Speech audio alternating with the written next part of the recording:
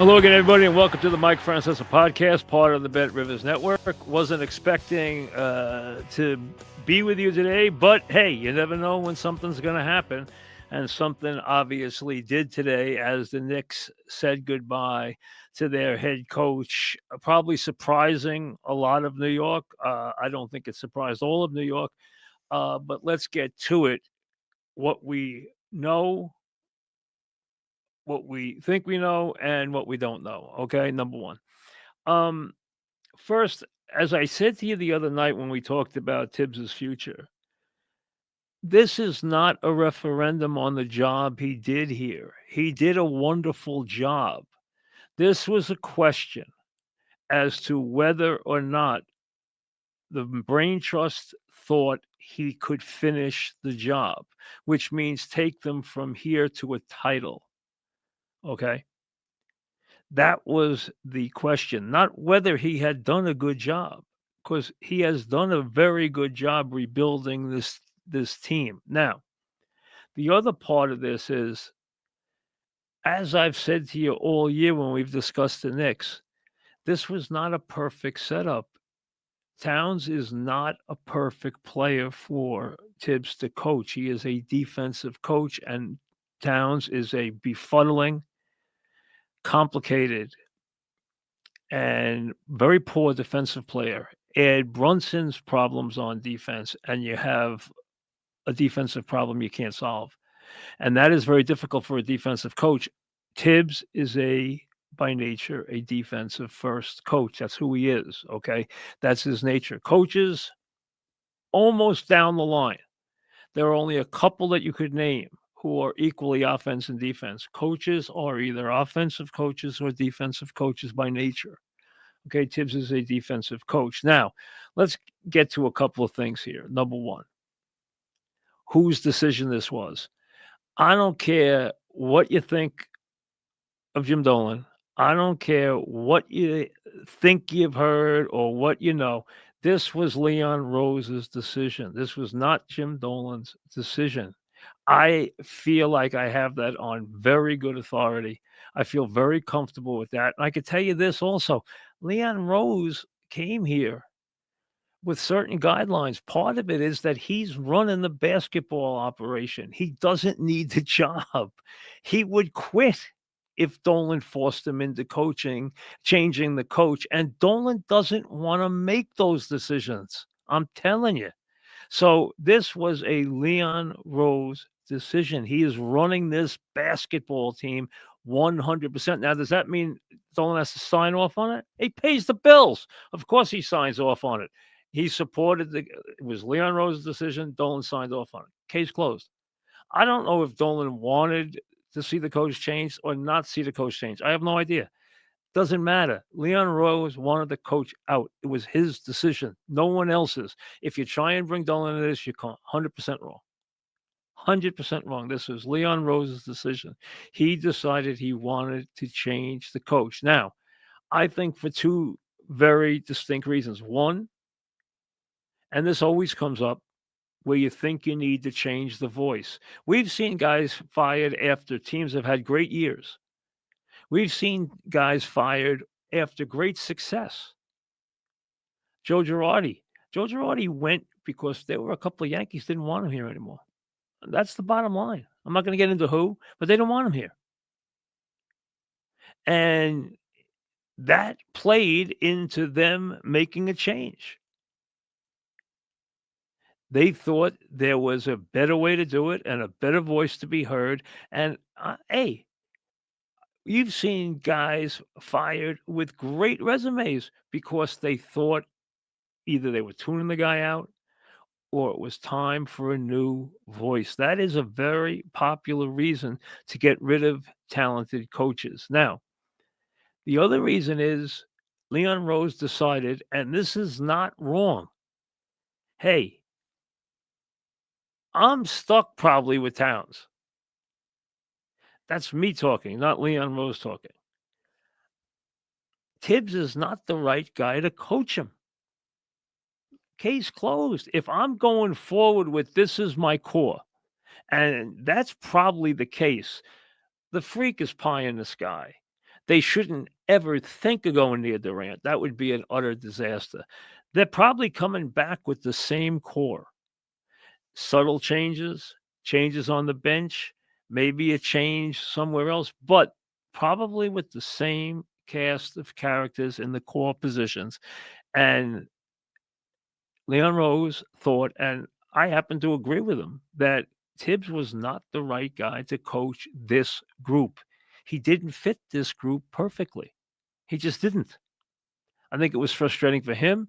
I think it was frustrating for the team. It's no secret this team had an unusual amount of debate for their success in the postseason about how they were going to play, who was going to play, who was doing what, who was guilty of what. Things were not fitting as they should. Now, again, no one is indicting Thibodeau. Thibodeau is a very good coach. He is a lifer. He is a basketball junk. We all know his background. I remember starting to hear about Tibbs years and years ago. Guys was even before I knew who he was, they say to me, "Hey, this guy, you got to talk fast with this guy, Tibbs." And I've never really been close to Tibbs, but I know a lot of the guys he's worked with, and they all raved about him. He's a good basketball man, and I don't know if he'll get a head coaching job at 67. Plus, he's got plenty of money. I'm sure he's, lifestyle. He's never probably spent it. He's got plenty of money. He was on a big contract for him. He's got plenty of pay coming to him. The bottom line is, I could see him going next year and becoming an assistant and trying to devise a defense for a team that thinks it's about to win a championship or on the verge of doing something good. And Tibbs would be a big help in that regard. So the question is, does this mean that the nucleus probably stays? Yes, I think it probably does. I'm not saying they won't attempt to get it changed, but I don't think they really are in a position to get it changed. Number two, and again, stress, this was Leon Rose's decision, 100%. These will all be Leon Rose's decision because if Dolan tried to force something on him, he'd walk out the door. He doesn't need the job. Now, the usual suspects, a favorite. Listen, the logical candidate is that they have had their eye on Johnny Bryant for a while. Assistant, bright young assistant, leaves and goes to Cleveland as the number 2 man there. They have a great season, disappointing playoff. He's now up for jobs, including Phoenix.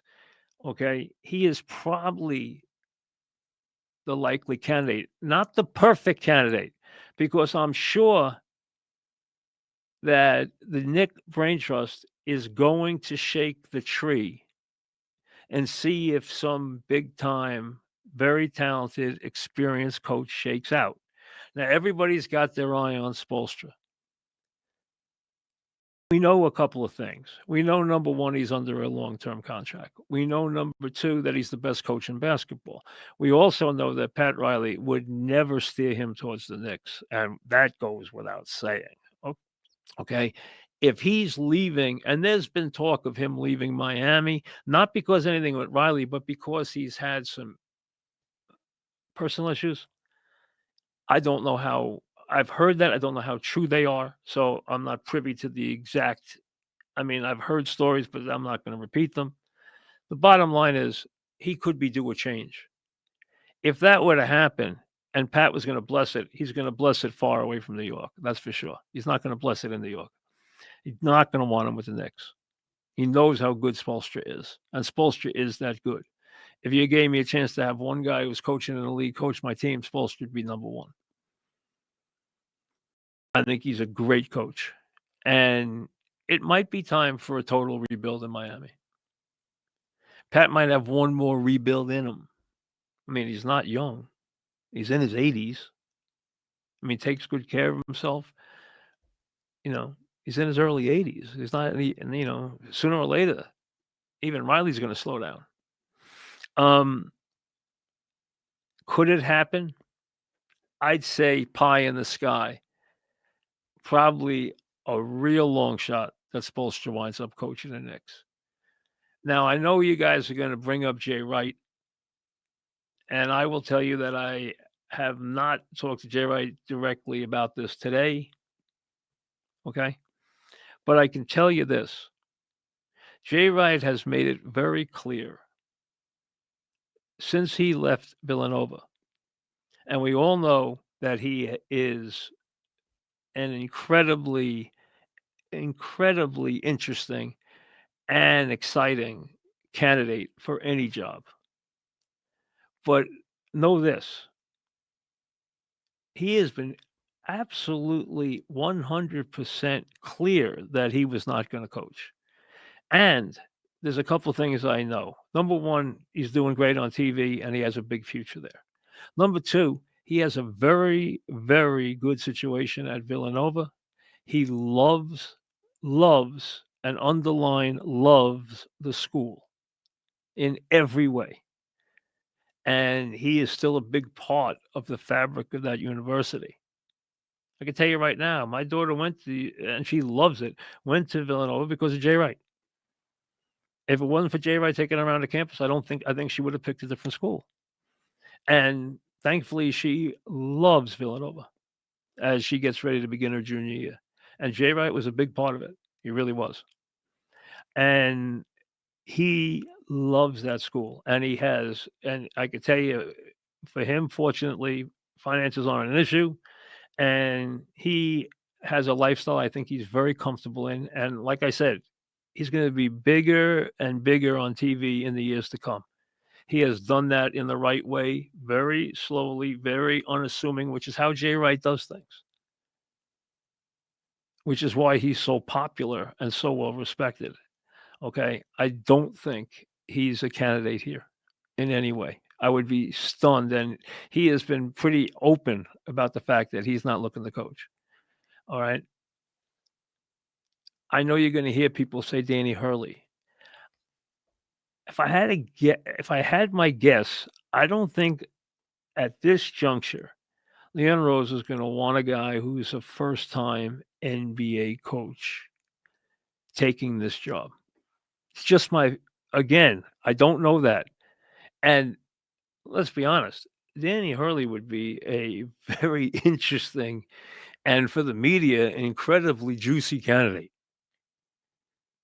He's got obviously an incredible incredible resume of late. He has gotten a world of attention, and rightly so for what he's accomplished. He is unbelievably brash and outspoken.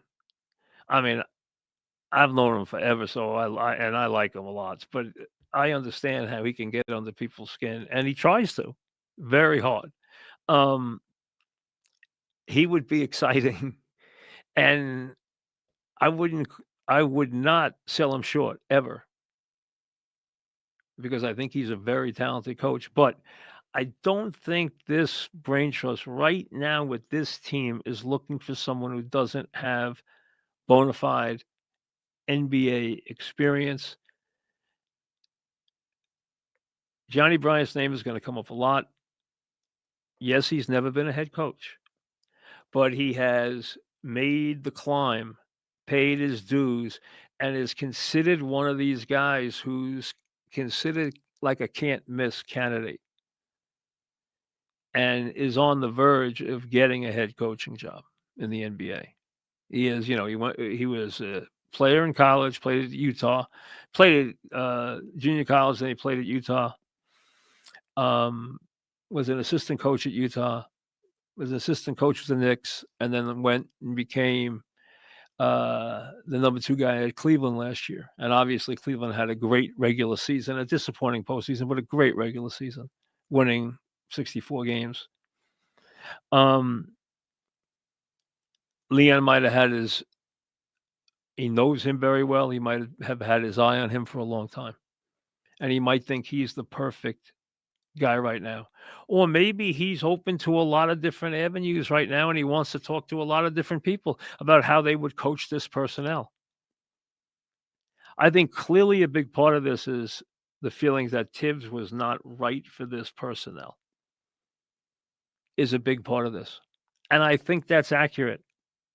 I really do, and I'm not blaming Tibbs.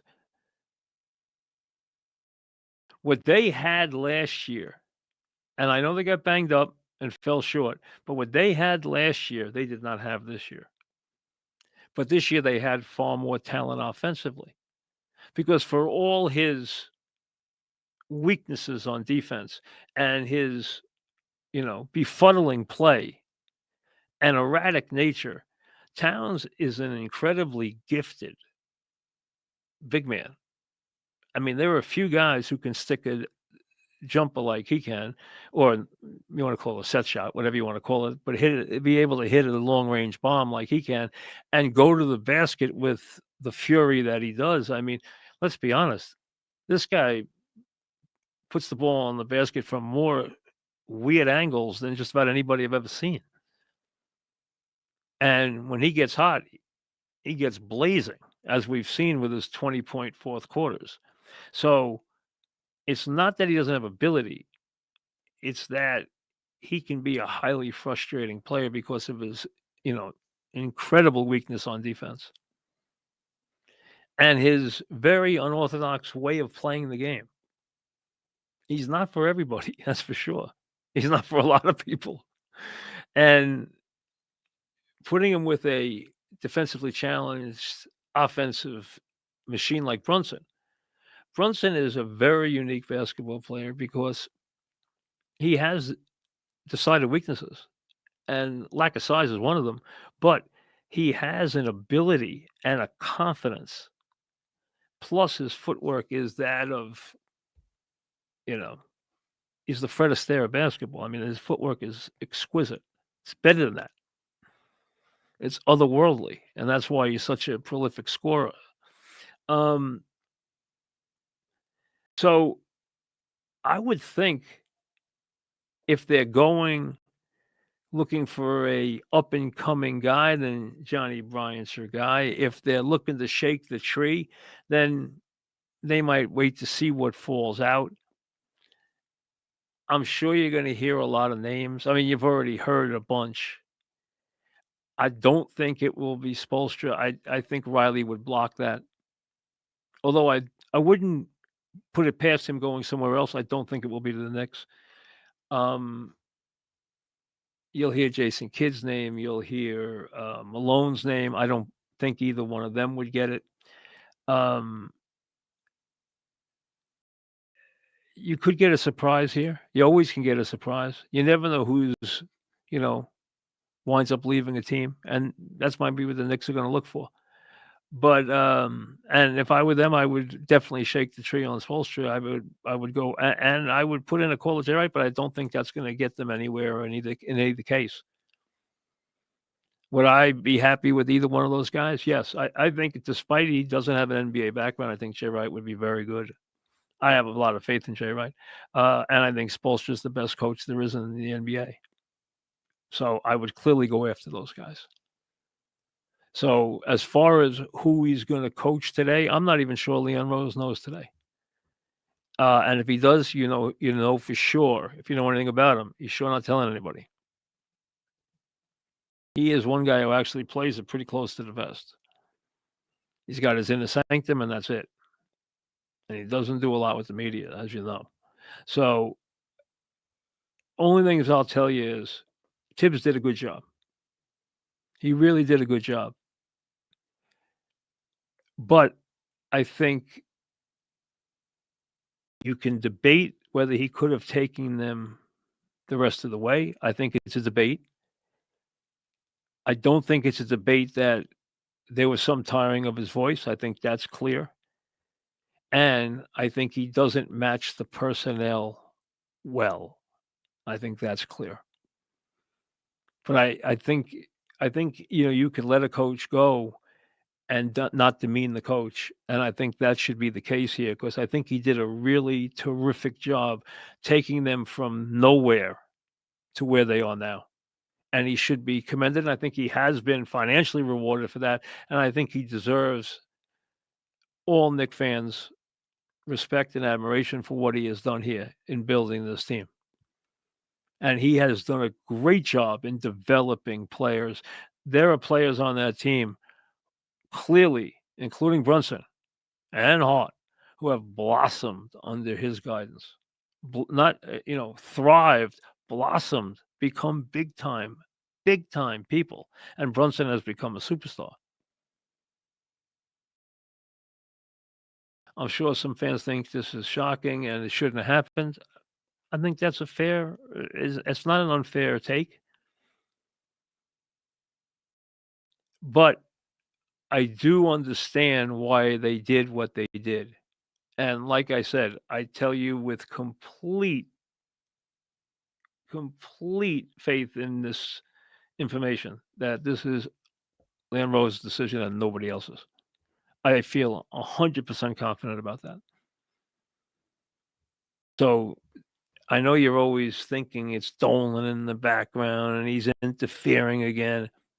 He didn't wake up one morning and say, "Get Tibbs out of here." That didn't happen. It didn't happen. Leon Rose is running this team, and he's run it well. And everything, and I don't know Leon Rose, but I can tell you this: everything I've heard about him is he wouldn't be here if someone tried to tell him what to do, and I respect that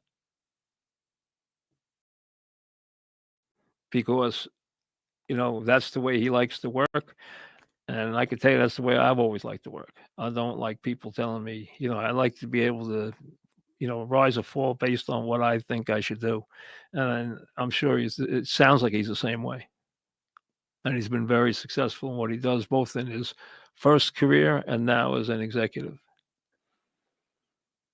So I don't think there's a chance he's being pushed around or led around on a string. It's not happening.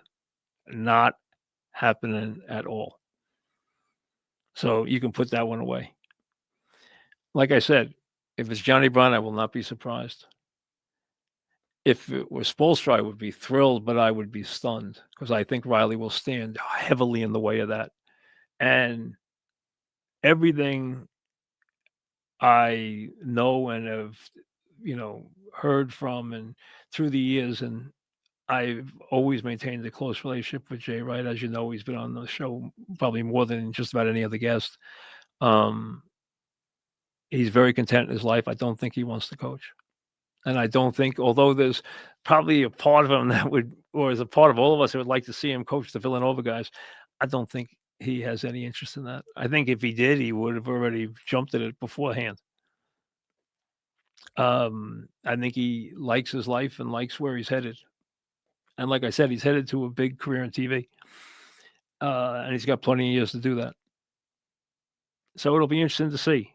And for Tibbs, what I would say is congratulations on a job well done. I'm sorry it didn't end with a trip to the finals or a championship, but he distinguished himself in his years as Knicks coach. There's no question about that. We'll see you later.